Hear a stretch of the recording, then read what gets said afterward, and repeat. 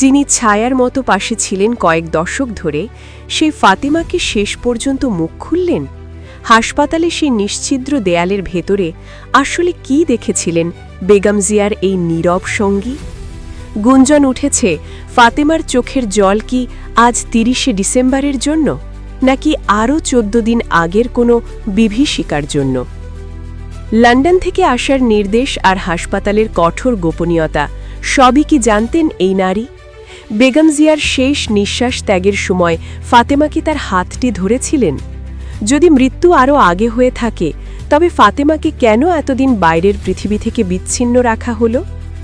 মায়ের মৃত্যুর খবর গোপন রাখার এই মহানাটকে ফাতেমার ভূমিকা আসলে কি ছিল?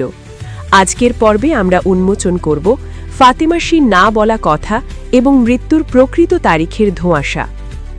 খালেদা জিয়া যেখানে গিয়েছেন, ফাতেমা সেখানে গিয়েছেন। কারাগার থেকে হাসপাতাল, ফাতেমা ছিলেন বেগম জিয়ার সবচেয়ে বিশ্বস্ত মানুষ। দেশ জুড়ে যখন প্রশ্ন উঠেছে বেগম জিয়া কি সত্যি আজ মারা গেছেন, তখন সবার নজর এখন ফাতেমার দিকে।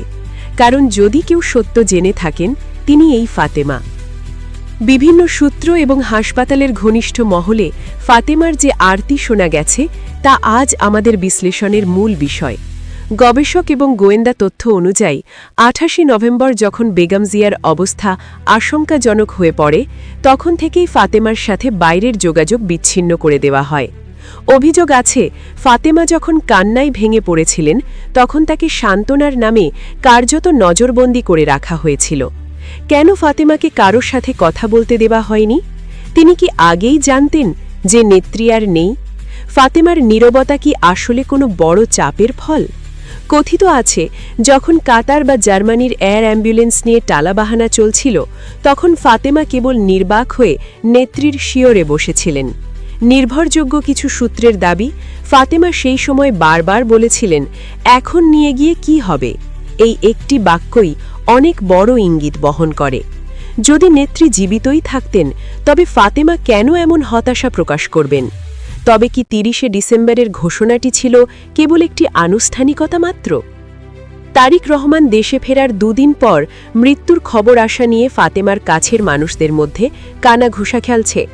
শোনা যায়, ফাতেমাকে কঠোর নির্দেশ দেওয়া হয়েছিল যেন তারিক রহমান দেশে আসার আগে হাসপাতালের ভেতরকার কোনো খবর বাইরে না যায়। ফাতেমাকে কেবলই একজন গৃহকর্মী, নাকি এই রাজনৈতিক দাবার গুটি হিসেবেও তাকে ব্যবহার করা হয়েছে? তার কান্না কি আজ নতুন, নাকি দীর্ঘ ২ সপ্তাহের জমানো শোকের বহিঃপ্রকাশ? প্রবাসী সাংবাদিক এবং মুফতি আবদুল্লার মতো বিশ্লেষকরা বলছেন, ফাতেমার মতো প্রত্যক্ষদর্শীদের যদি স্বাধীনভাবে কথা বলতে দেওয়া হয়, তবে বাংলাদেশের রাজনীতির অন্যতম বড় সত্যটি বেরিয়ে আসবে।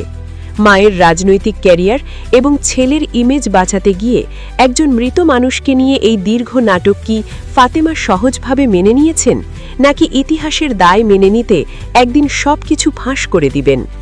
বেগম খালেদা জিয়ার মৃত্যু একটি অধ্যায়ের সমাপ্তি, কিন্তু সেই সমাপ্তিটা কি সম্মানের সাথে হয়েছে? ফাতেমার চোখের জল কি সত্যকে আড়াল করার যন্ত্রণা? যদি বেগম খালেদা জিয়া ২৮শে নভেম্বর মারা গিয়ে থাকেন, তাহলে এই ১৪ দিনের অভিনয় কি বাংলাদেশের মানুষ ক্ষমা করে দেবেন? আমরা চাই প্রকৃত সত্য বেরিয়ে আসুক। প্রিয় দর্শক, ফাতেমার এই নীরবতা কি সম্মতির লক্ষণ, নাকি ভয়ের? আপনার কি মনে হয়, ফাতেমাকে দিয়ে জোর করে এই দীর্ঘ গোপনীয়তা বজায় রাখা হয়েছে? কমেন্ট বক্সে আপনার মূল্যবান মতামত আমাদের জানান। সত্য একদিন না একদিন আলোর মুখ দেখবে। আমরা মারহুম বেগম খালেদা জিয়ার আত্মার মাগফিরাত কামনা করছি। ধন্যবাদ আমাদের সাথে থাকার জন্য। সামাজিক যোগাযোগ মাধ্যমে এবং বিভিন্ন জায়গায় আমি এই মৃত্যুকে নিয়ে নানা ধরনের প্রতিক্রিয়া দিচ্ছি, এবং বিশ্বাস করেন, সকালে আমার যতটা মন খারাপ ছিল, তার চেয়ে অধিকতর মন খারাপ নিয়ে এখন আমি এই কন্টেন্টটা করতে বসেছি। আমার এই মন খারাপটা হলো তার মৃত্যুকে কেন্দ্র করে বিভিন্ন মানুষের মধ্যে, আমাদের মতো বিভিন্ন মানুষের মধ্যে যে নীচতা, যে ক্ষুদ্রতা, যে রাজনৈতিক সংকীর্ণতা আমি দেখছি, এটা আমাকে হতাশ করেছে। নানা জনের নানা ধরনের মন্তব্য।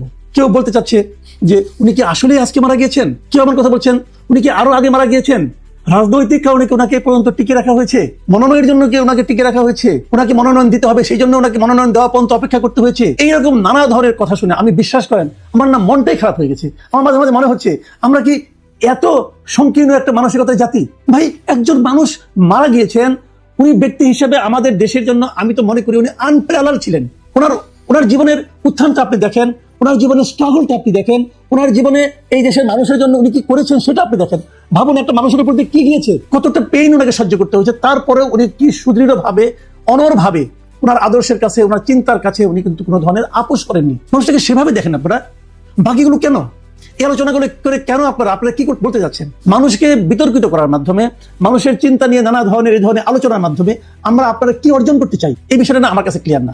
যাই হোক, একটু ক্ষোভের কথা বললাম, এই প্রসঙ্গটা আমি আবার পরবর্তীতে আসবো, তার আগে আমি বলে নেই। এবং খালেদা জিয়া মারা যাওয়ার পরে সরকারের যে ভূমিকাটা আমার খুব পছন্দ হয়েছে।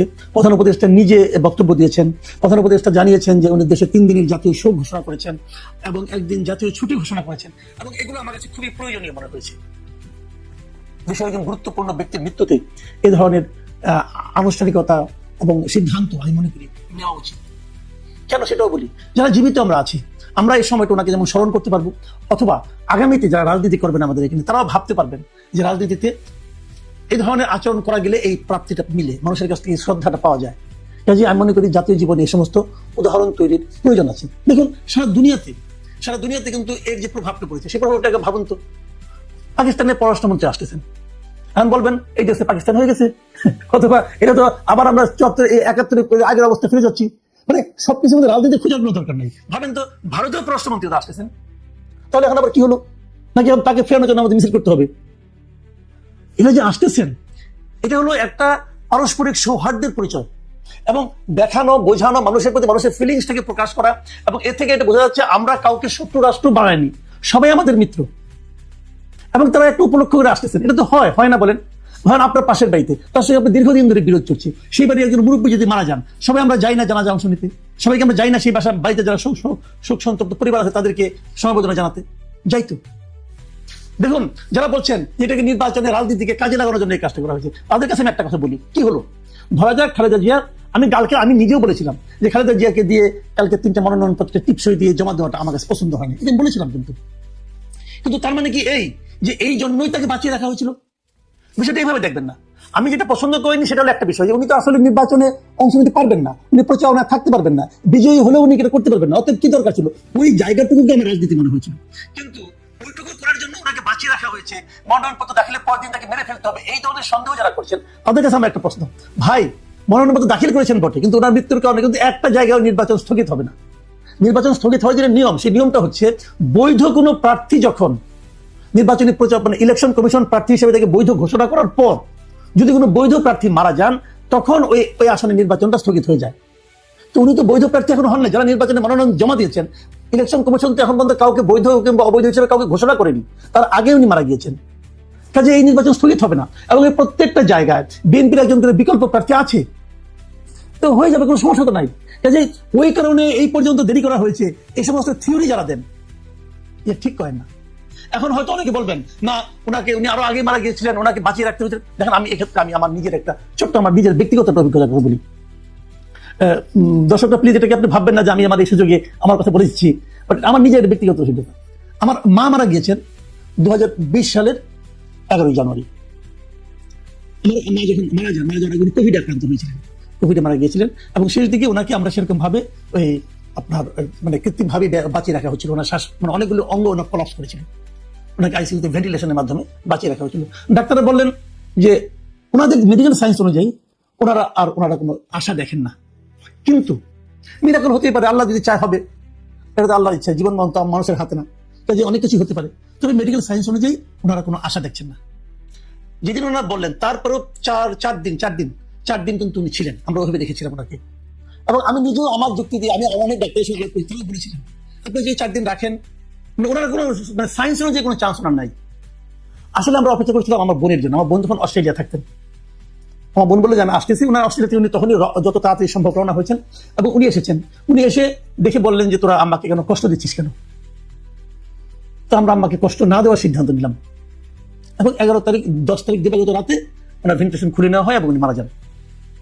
এখন বলেন, এই ভেন্টিলেশন যদি আমরা আরো 3 দিন আগে খুলে দিতাম, তাহলে হয়তো ওনার মৃত্যু দিবস আমরা মনে করতাম যে 9 জানুয়ারি, 10 জানুয়ারি, এটা হলো 11 জানুয়ারি। সেটা খেয়াল করুন, এখানে কি কোনো অন্য কিছু আছে? এটাই তো স্বাভাবিক প্রক্রিয়া, তাই নয় কি? তো যদি সেটা আমার মায়ের জন্য স্বাভাবিক প্রক্রিয়া হয়, একজন অরাজনৈতিক ব্যক্তির জন্য, তাহলে তারেক রহমান তার মায়ের জন্য এটা স্বাভাবিক প্রক্রিয়া হবে না কেন? মানে আমি জানি না কি হয়েছে, যে পর্যন্ত ভেন্টিলেশন খোলা হয়নি সে পর্যন্ত তার দেহ চলছিল, শ্বাস প্রশ্বাস চলছিল, কিন্তু ভেন্টিলেশন থাকা সত্ত্বেও উনি মারা যেতে পারতেন। এখন ডাক্তাররা যেটা যখন ঘোষণা করবেন যে ওনাদের সমস্ত চেষ্টা শেষ, সেটাই হলো ওনার মৃত্যুর কারণ, ওনারা যেটা বলবে সেটা। আমি আপনি ভেতরে ছিলাম না ভাই, এটা নিয়ে কেন আমরা তেনা পেঁচাচ্ছি? এই যে তেনা পেঁচানোটা না, এটা বোধহয় আমাদের মজ্জাগত স্বভাবে পরিণত হয়েছে। আমরা খালেদা জিয়ার জন্য আল্লাহর কাছে দোয়া করব, খালেদা জিয়ার যে আদর্শ, সে আদর্শ তার সন্তান বাস্তবায়িত করবেন এবং আরো সামনের দিকে এগিয়ে নিয়ে যাবেন, আমরা এই দোয়া করব। আমরা পরস্পরের কাজের মধ্যে কোনো ভুল অনুসন্ধান করে বেড়াবো না, আমরা ছিদ্রান্বেষী হব না। একটা আমি বারবার বলি, আমরা ঐক্যবদ্ধ জাতি চাই। আমরা যদি মানুষের সমস্ত খুঁটিনাটি বিষয় নিয়ে ছিদ্র খুঁজতে থাকি, আমরা ঐক্যবদ্ধ কিভাবে হবো ভাই? খালেদা জিয়া 30শে ডিসেম্বর মারা গেলেন নাকি 29শে ডিসেম্বর মারা গেলেন, এর মধ্যে কি রাজনৈতিক জয় হবে, কি অরাজনৈতিক পরাজয় হবে? আমি ভাই প্লিজ আপনাদের সকলের প্রতি আমার অনুরোধ, ভাই এই মৃত্যু নিয়ে আর রাজনীতি আপনি করবেন না প্লিজ। মানুষের জন্য দোয়া করেন, আল্লাহর কাছে বলেন যে ওনার আত্মা যেন শান্তি লাভ করে। এটাই। এই যে কালকে মনে করেন আপনার কি হবে, জানাজা হবে, এই জানাজা নিয়ে আবার আরেক ধরনের রাজনীতি হচ্ছে। এই রাজনীতিগুলো দয়া করে করবেন না। আমরা সকলের মঙ্গল চাই, আমরা দেশের শান্তি সমৃদ্ধি চাই, আমরা সারা দুনিয়ার সঙ্গে একটা ভালো সম্পর্ক চাই।